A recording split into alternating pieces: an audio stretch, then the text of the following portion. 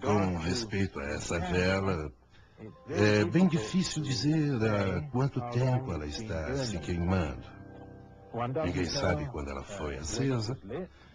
Ninguém sabe dizer o tamanho que ela tinha no início e se a média de queima se manteve constante, se ela foi apagada e acesa novamente. E por esse motivo, ninguém agora sabe dizer como a vê como ela está agora, quanto tempo faz que está se queimando. Ora, a Terra e o sistema solar devem ser comparados com uma vela. Nós não sabemos quando a Terra foi colocada para funcionar e começou a se queimar. Não sabemos se a média da queima, do gasto, isto é, do envelhecimento, tem se mantido constante. E por não sabermos essas coisas, ninguém estava lá no início para nos dizer, é muito difícil desenvolver um método que calcule realmente, com precisão, a idade da Terra. Por esta razão, nós olharemos alguns dos métodos que têm sido desenvolvidos para datar a Terra e o sistema solar e algumas das objeções que podemos levantar contra eles. Vamos ver se essas objeções podem ser superadas.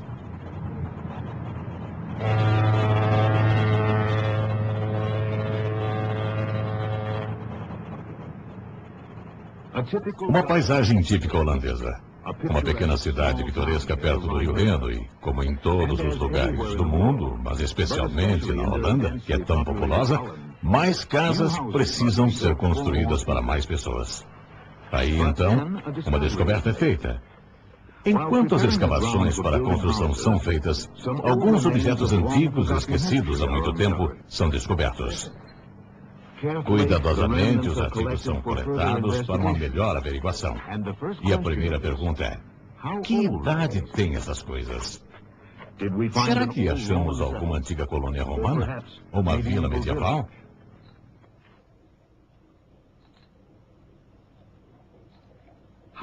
Que idade têm esses fragmentos de madeira, por exemplo?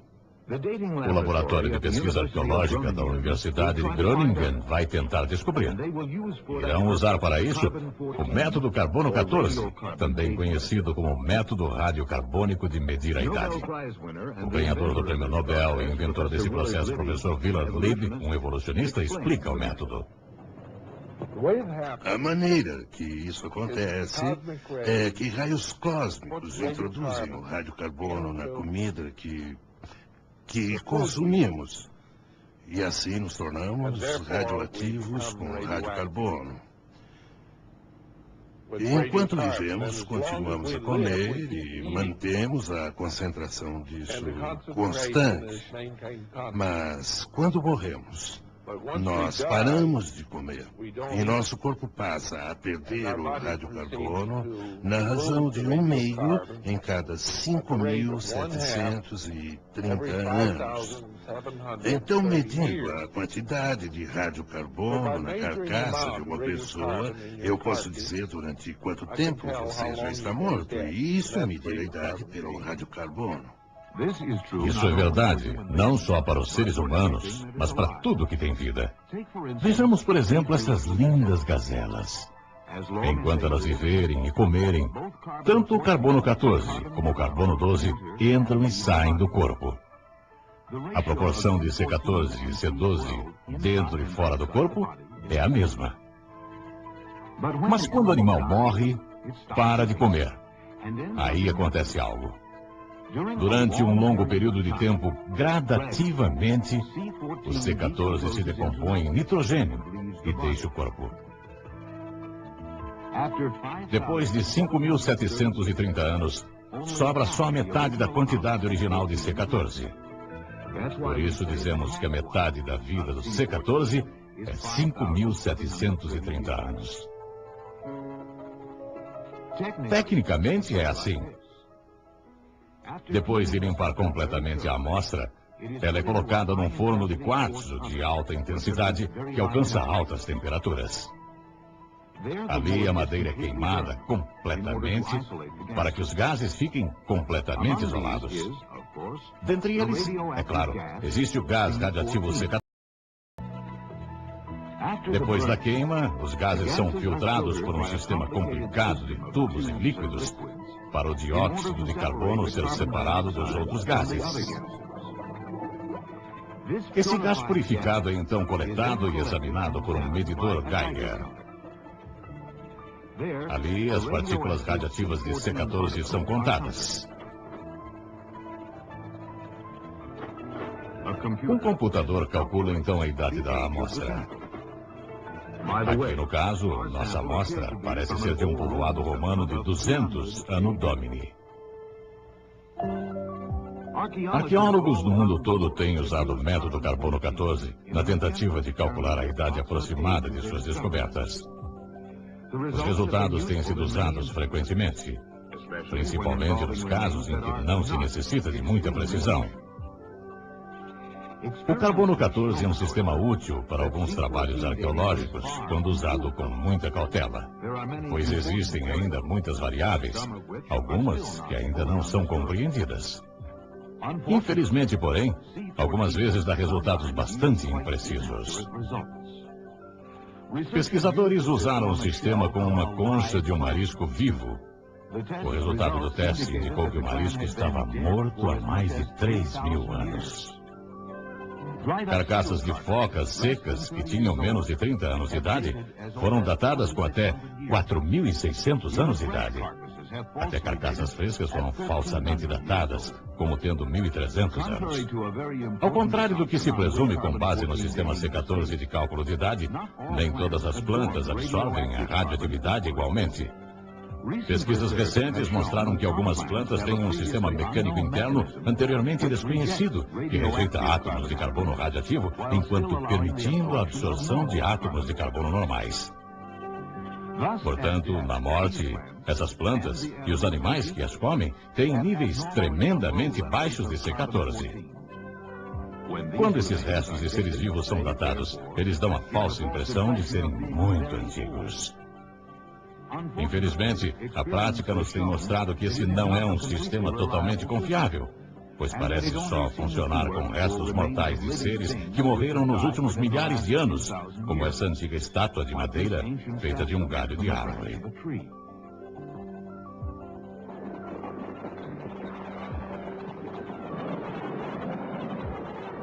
Que métodos os evolucionistas usam para tentar datar objetos como minério e rochas que se supõem ter milhões e até bilhões de anos de idade? Ou essas lindas montanhas suíças e suas formações rochosas? Além do método radioativo C14 de cálculo de idade, também há, é claro, outros métodos para datar com radioatividade. Você pode usar o método C14, o qual se decompõe em N14. Ou você pode usar o método potássio-argon, onde o potássio se decompõe em argon. E você pode também usar o método urânio-chumbo. Esses são os principais métodos para o cálculo de idade pela radioatividade.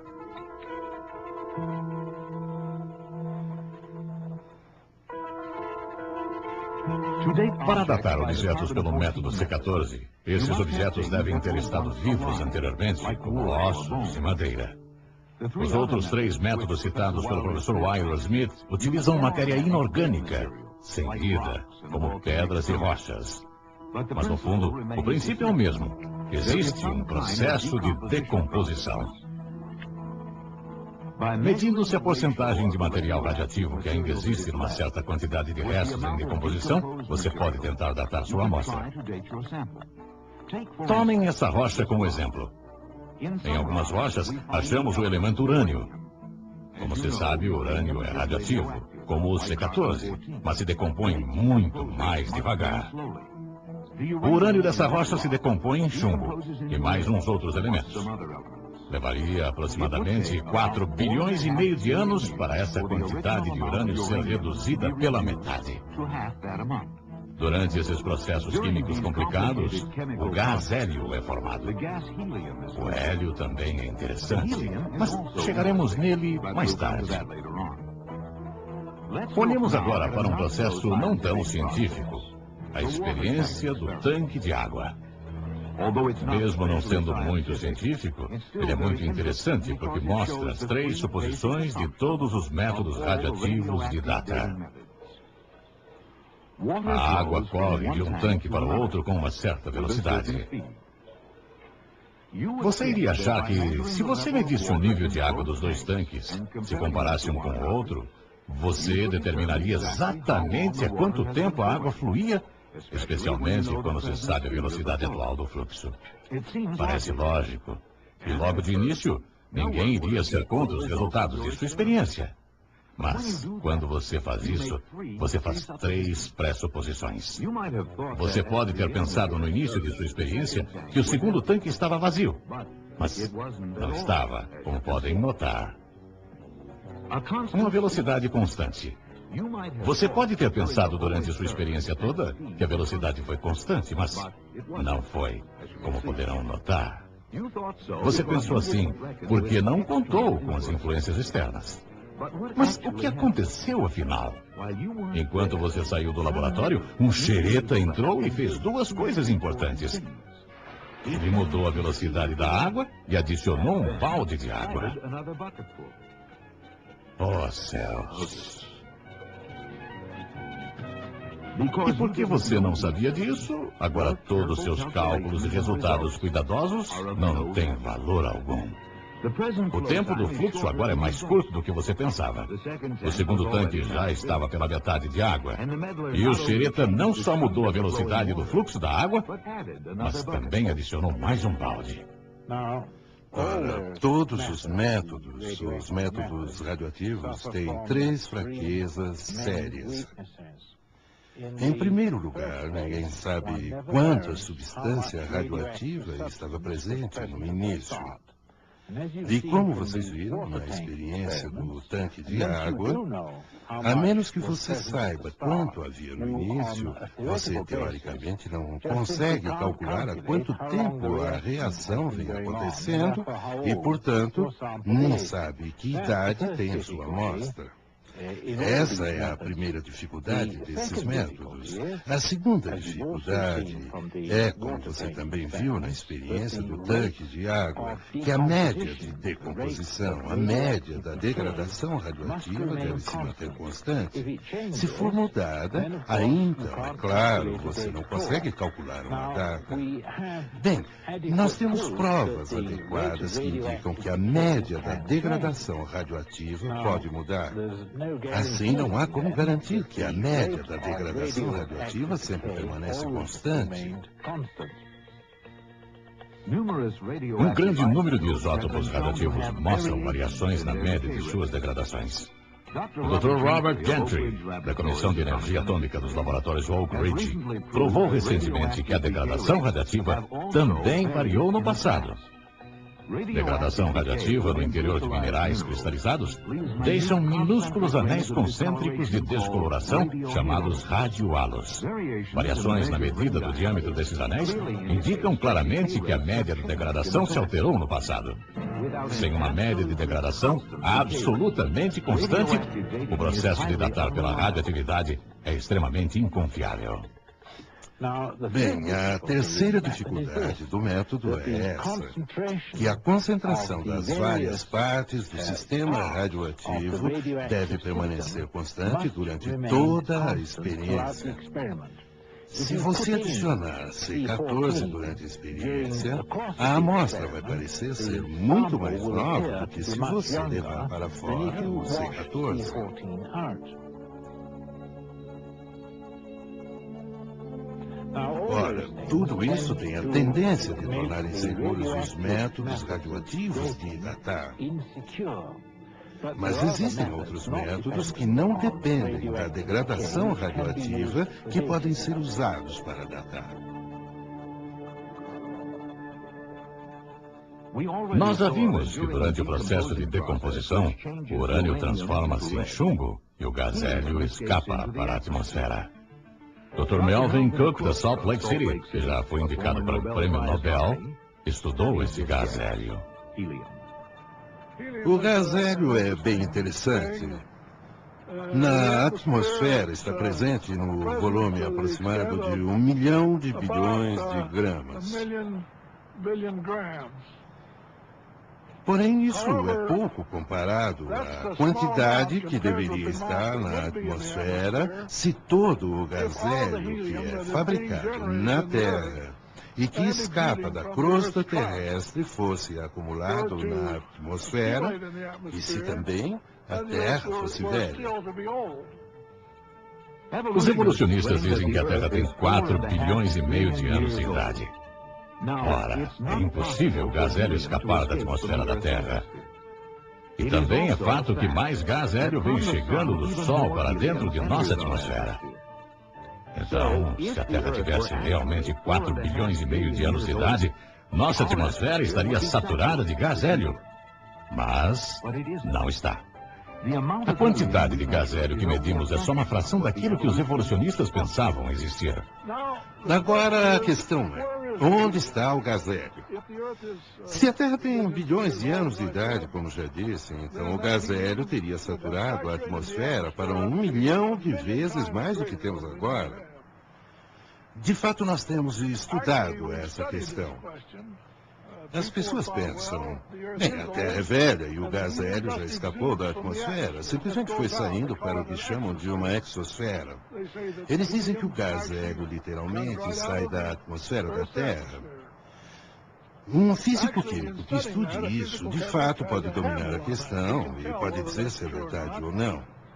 E eu fiz isso com um exame em meados de 1955 e descobri que não existe chance ou sombra de possibilidade do gás hélio poder estar saindo da atmosfera. Então eu perguntei, onde está o gás hélio radiogênico? A resposta parece ser simplesmente que a Terra não é tão velha assim. De acordo com os cálculos do Dr. Cook, a idade da Terra é de aproximadamente 10 a 15 mil anos. O universo que se estende ao nosso redor parece não ter fim. Galáxias de todas as formas e aparências podem ser vistas pelos sempre aprimorados telescópios. Mas quanto mais vemos, tanto menos entendemos. Que idade, por exemplo, tem o universo? Ninguém pode realmente dizer. Mas o astrônomo de El Paso, Texas, professor Harold Slusher, diz que há vários motivos para acreditarmos que o universo é relativamente novo.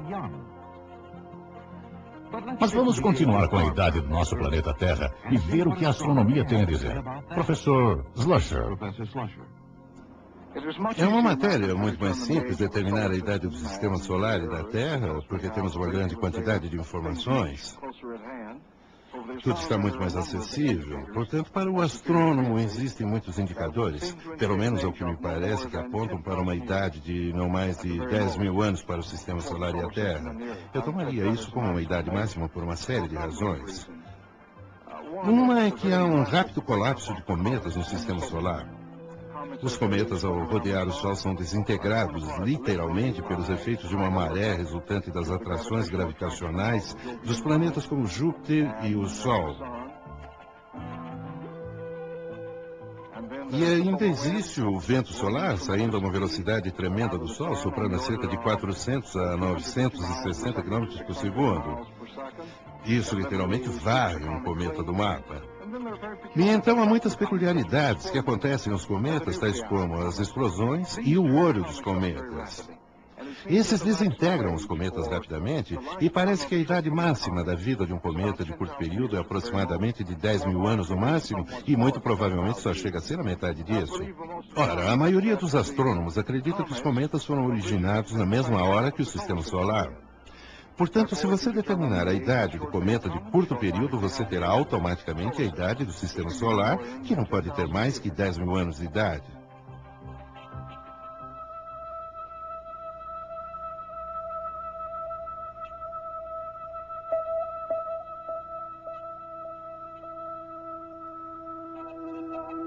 Quando você olha para a poeira da Lua, você certamente conclui que a Lua deve ser muito jovem. Assim como a Lua é jovem, a Terra é jovem. Você vê que a poeira espacial interplanetária é continuamente depositada na superfície da Lua, numa média de 14 milhões e 300 mil toneladas por ano, até quem sabe 10 vezes mais. Então, depois de 4 bilhões e 500 milhões de anos a 5 bilhões de anos, você deve ter uma camada de pó na Lua de uns 132 a 297 metros, ou algo parecido com isso. Mas na Lua você tem uma camada de pó que mal dá de meio a 8 centímetros de espessura. E só alguns centímetros dariam para a Lua a idade de uns 7 mil a 8 mil anos, para dizer a verdade. Então, olhando para a superfície da Lua, a ausência do pó que deveria estar lá levanta um excelente indicador da idade dela. Você encontra a ausência da poeira. Ela parece nova. E ao invés de uma camada tremenda, da qual você diria ser muito velha, a Lua tem uma camada fina, muito nova. Então eu digo que a Lua é bem jovem. E se a Lua é bem jovem, então é claro que a Terra deve ser bem jovem. Porque quanto à idade da Terra e da Lua, até os evolucionistas dizem que tem aproximadamente a mesma idade. A poeira vem do espaço em forma de meteoros e meteoritos. Mas quando medimos a quantidade sobre a Terra, chegamos à mesma conclusão. Não há mais poeira meteórica do que se acumularia em 10 a 15 mil anos. Ao público, geralmente a impressão que é dada é de que não existem provas da Terra e do universo serem novas. Porém, existem muitos outros indícios. Desde 1836, mais de 100 observadores diferentes do Observatório Real de Greenwich e no Observatório Naval dos Estados Unidos tiraram medidas visuais diretas que mostram que o diâmetro do Sol está se encolhendo a uma média de 1,52 m por hora.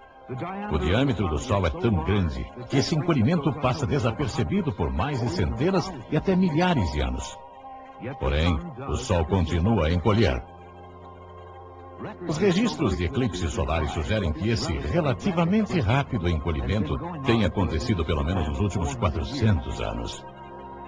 Até onde os pesquisadores conhecem, essa média tem sido constante desde a formação original do Sol. Utilizando as informações mais conservadoras, parece que o Sol teria tido o dobro do seu tamanho atual há apenas 100 mil anos atrás. Há 20 milhões de anos atrás, a superfície do Sol teria estado tocando a superfície da Terra. Alguns especialistas concluíram que o Sol teria que ter sido tão grande há apenas 1 milhão de anos atrás, ou menos, que não poderia ter existido vida no planeta.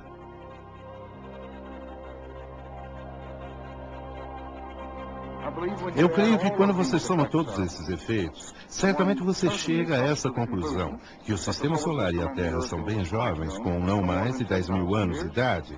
E eu realmente acredito que o universo não tem mais que isso. Eu acho que todos esses objetos têm essencialmente a mesma idade. Por muitos anos, os navios procuraram seus caminhos pelos oceanos, aparentemente sem fim. Nos últimos séculos, eles têm utilizado um conhecido instrumento para guiá-los: a bússola. A agulha da bússola aponta sempre para o polo norte magnético. Faz isso porque ao redor da Terra existe um campo magnético. Nós sabemos que esse campo magnético também se degrada. A cada 1.400 anos, sua força é reduzida em 50%. Então, quando voltamos 1.400 anos para trás na história, o campo magnético era 2 vezes mais forte do que é hoje. Outros 1.400 anos antes disso era 4 vezes mais forte do que é agora, e assim por diante. O professor Thomas Barnes, físico da Universidade de El Paso, conclui: se voltássemos 10 mil anos, o campo magnético da Terra teria a força de um campo magnético de uma estrela magnética. Agora, bem, uma estrela magnética é como o nosso Sol, pois tem uma fonte de energia nuclear.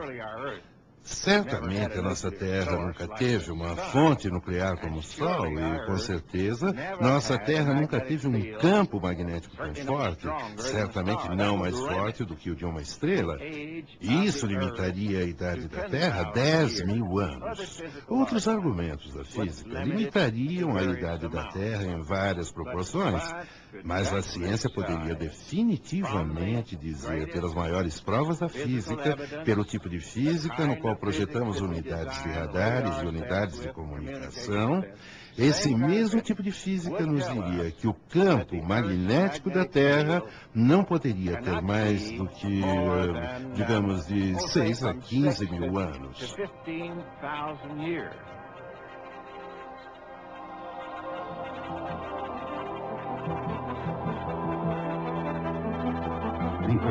A Terra, um pequeno, lindo ponto no universo, provavelmente criada há pouco tempo atrás.